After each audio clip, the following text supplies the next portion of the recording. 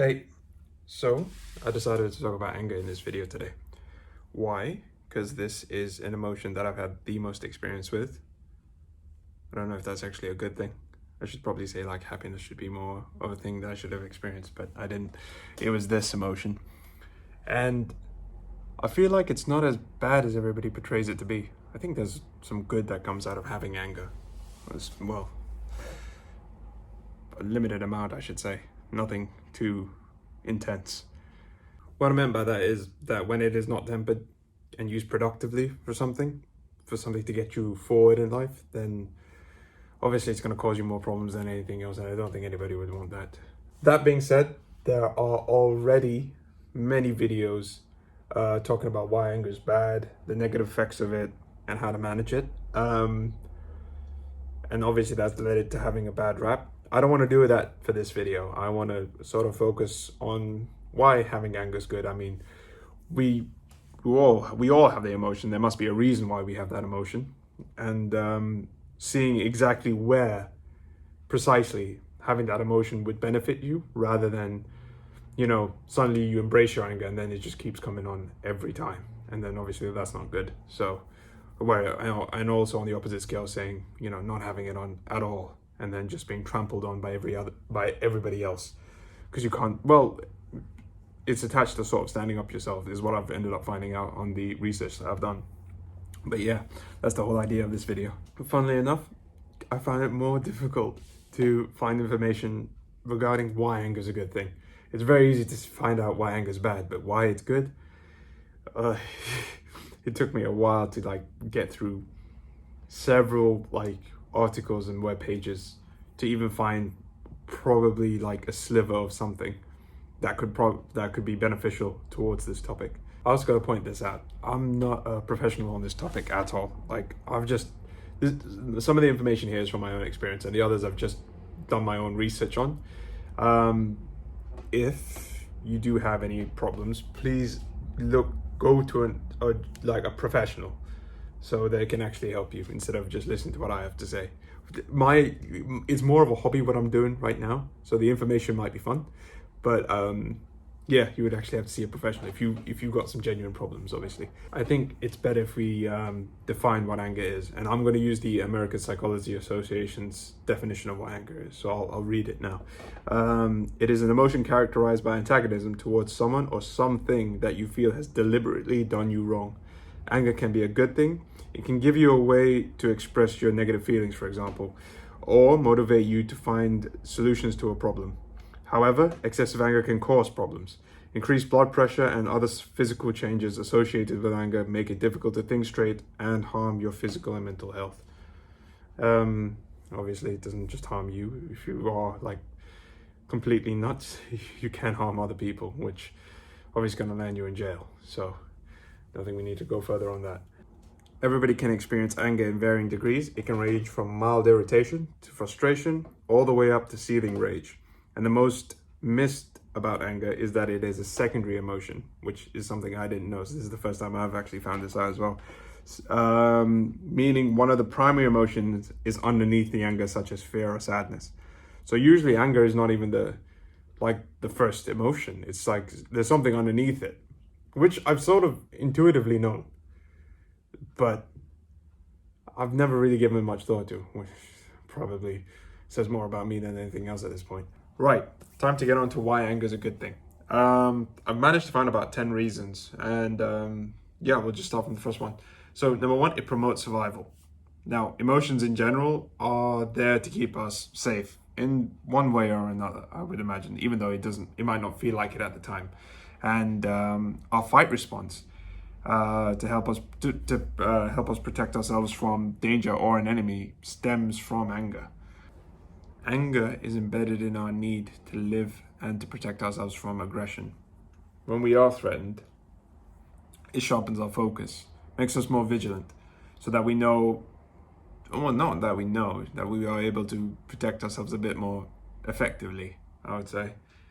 When we are attacked by a predator or an enemy, anger automatically activates. It's a great source of fuel for us to be able to keep pushing, for us to keep surviving. Point number two, anger discharge is calming. Now, when you're feeling anger, you are in both physical and emotional distress. And when you're feeling those two things, anger motivates you to find a solution for it because you don't want to be feeling it all the time. Now, once you've got that out of your system, whether that be through going to the gym, going for a run, or doing something physically exerting, or maybe even doing something as minor as like going for a walk, maybe. Even that could help. Just going outside, seeing the scenery and everything could calm you down.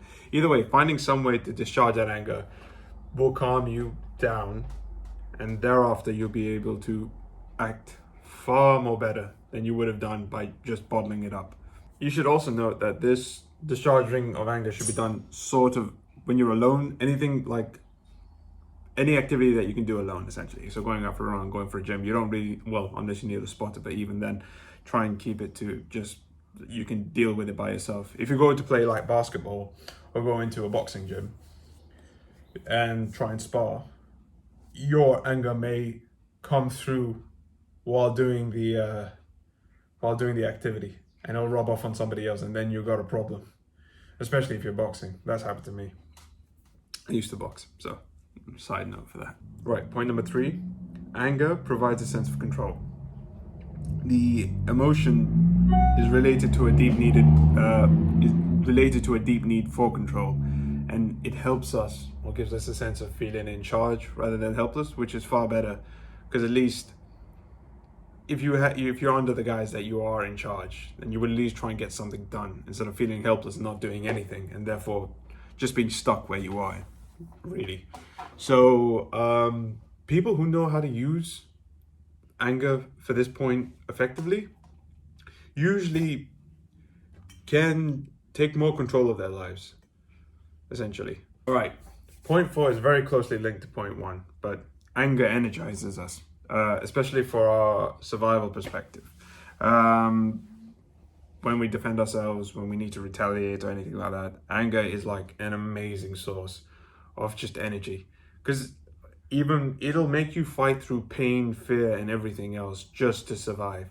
It puts everything else on the back burner and makes you focus on that one singular thing. Obviously we can't keep talking about survival all the time, so if you were to think of something to do with your business, or to think of your like schoolwork or something like that, something with a singular focus, essentially, anger will help you like galvanize all your attention onto that thing and just focus yourself on just solving that problem, and you won't get tired because you'll just get more upset, really, with the problem that you're facing. However, you can just get exhausted eventually, but it will at least keep you consistent, if anything. I remember the times when I've been angry, especially like when I haven't understood something, and then I've ended up being I've had like, how would you say it? You end up having a bad experience. The end result of you not knowing something fully and then just ending up getting screwed over by it in some capacity. So you fail something, or you get rejected from like an interview, or even a girl or whatever like that. I know the whole red pill thing is there, but mainly I'm thinking of like work, studies, and money. So you sort of get burned, and then you never want to feel that again. You want to make sure you're taking all the necessary steps and precautions so that you won't incur a heavy hit like that. So yeah, it's a great motivator. This is exactly why I think anger is such a good thing, and why I feel like it's just been so demonized. Like, why? I don't understand. It's like everybody went in the opposite direction instead of just finding the happy middle, which is unfortunate. So hopefully by the end of the video, you will use anger more beneficially for yourself and not shy away from it, but instead incorporate it into who you are and hopefully use it for the better. I have just realized I have linked both the 4th and 5th point together. So the 4th point was anger energizes us, and the 5th point is anger motivates us to solve problems. Now, I've sort of already talked about both of those, so I'm just going to go straight to the 6th one, since there's really nothing more to add. So the 6th one is anger makes us more aware of injustices and helps us make firmer boundaries. Now, originally, before I started incorporating my anger into my daily life, I used to push it down quite a lot. I might talk about that, how that happened later on in the video, or make a separate video. I'm not entirely sure.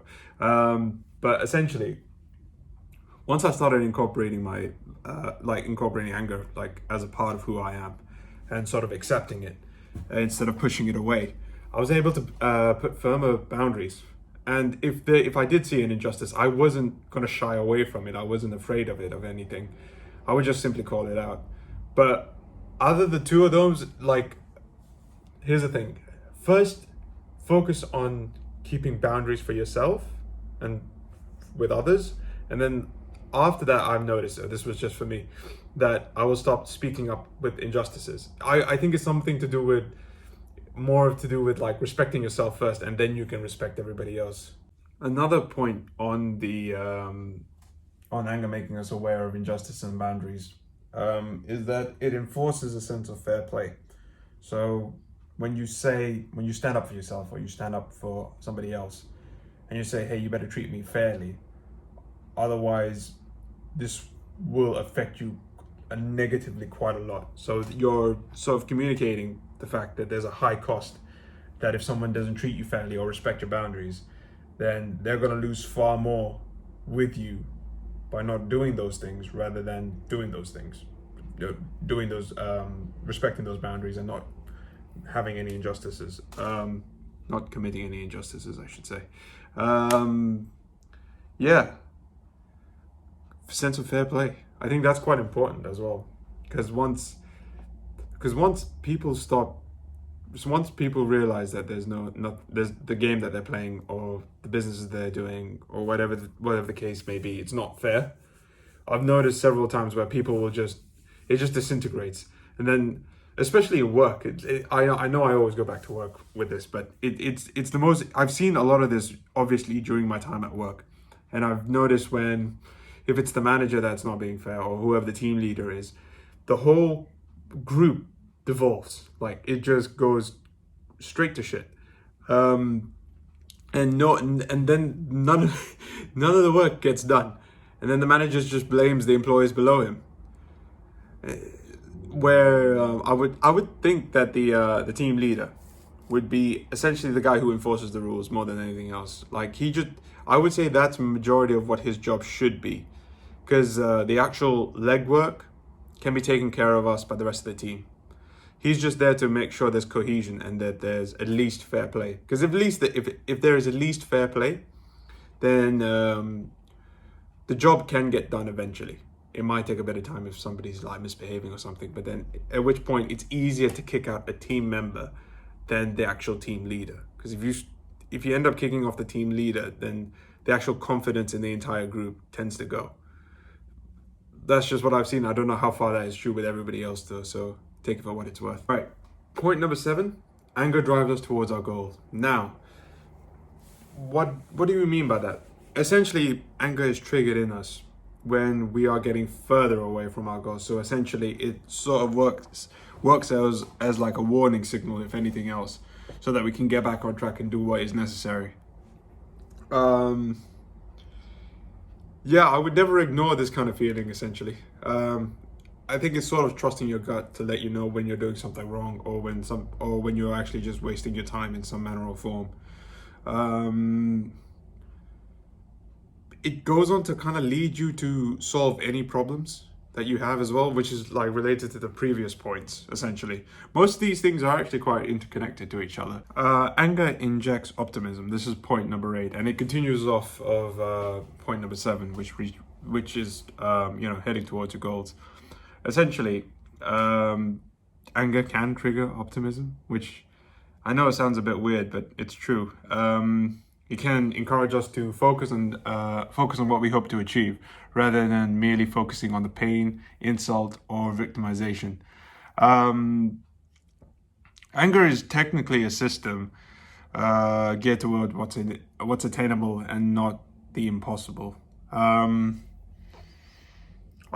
whole emotion in general is just sort of like empowering. It sort of gives you the energy. So a lot of times, However, you shouldn't always rely on it, but most of the time when you are angry, you just feel a surge of power.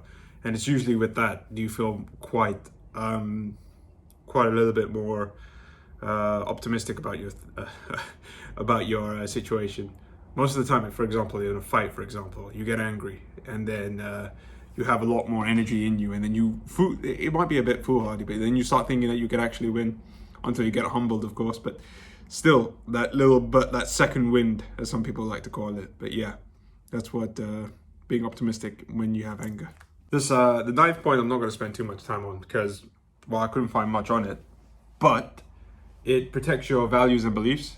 This is sort of you could probably attach this to the boundary aspect of it. When you think your values or beliefs are being threatened, then you can obviously set your boundaries and, choose to who you would, allow into your circle, people, I mean, and who you want to be kept out of it if they present a threat to your core beliefs. So, you don't want to have any degeneracy creeping into your circle. Could be sleeping around, could be just spending money on drugs and just encouraging that kind of behavior. So you want all of that out. Finally, point number 10. This has to be the biggest point for me, and which has, I think, out of all of these points, let's see, promote survival, in anger, discharge, is calming, and provides a sense of control. Yeah, number 10 takes the cake for me. It's anger can lead to self-improvement. Now, what I learned this through first-hand experience, actually, is that when you're angry, you're very malleable in terms of your ideas, who you are. It makes you are so ready to learn, is what I found out, especially with me, because I've been hurt badly in terms of my work, or when I thought I had a secure job or whatever, or when I thought I had a good friendship, but then the rug is pulled under from me, and you feel a sense of pain that you never want to feel again, and you will do everything in your power to never feel again. So you will read thousands of books in terms of how to deal with people. So I don't think it's evil. I think it's just like people handling skills and stuff like that. And then one of the books that I ended up reading was How to Win Friends and Influence People by Dale Carnegie. And that was originally because I was embarrassed when I talked publicly, in a group of people, and I got shut down for whatever reason, or what was it? I think it was just people just stopped listening to me because I wasn't being too confident with the way I talked. I read everything about that self-improvement side and just practiced and practiced. I just did reps after reps in terms of just becoming more socially socially savvy.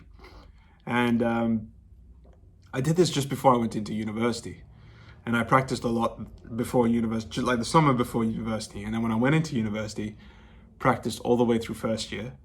And by the time I had done enough rounds just talking to people, by the time I got into second year, those friendships were really solidifying. And by the time I hit third year, my social life was at its peak. Not saying that my social, currently we're in lockdown, so we don't really have much of a social life. But back then, in third year, my social life was just cruising. Because I took the time and just developed relationships with different people. I developed relationships on my course, at different sports teams, even through my halls, my accommodation back in first year. I just managed to talk to everybody. So I had friends who were doing football. I had friends who were just gym goers, and that's the part I was. I had friends who had who were part of the hockey teams. So, and that just opened up my friend groups by miles.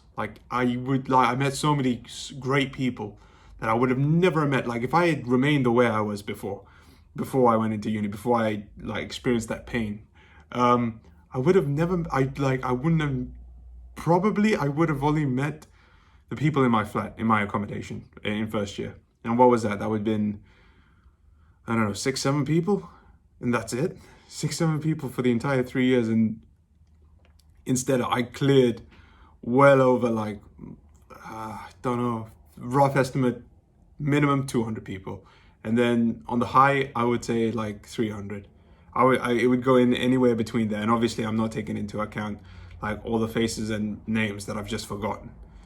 Because there's no, like if I added those in, I'm probably clearing 1,000. Like just like touch and go people. And then not saying that I touch and go people in the sense that I would talk to them, set something up, and then we could go work like further if there were like projects that we wanted to work on, or we wanted to link up with different people and create a party of some kind for like a social group or something like that, like a friend's house party. But yeah, but the last point, anger can lead to self-improvement, especially with my socializing problem. Oh yeah, anger. That was when I kind of, well, yes, I would say that. That's when I started seeing anger in a bit more different light. It took me a while, a little bit after that, to actually like anger and accept it for a good thing that everybody needs. But yeah, I had to unlearn some of the conditioning that my parents put in me about anger. Not knowingly, I don't think. I think they just wanted, I think they wanted me just to keep out of trouble, if anything. So I don't really blame them for it, but now I have a lot healthier relationship with anger, and I hope you guys do too eventually. But obviously do all your own research so that you know what to do properly, and obviously seek proper counseling. Just don't obviously go off the internet, and just find out something like somehow you're just like Googling for anger and then suddenly you have cancer or something stupid. So yeah. Well, this is the end of the video. I hope you enjoyed it. Yeah, watch this space. I'll be putting more stuff on soon. Thanks, guys.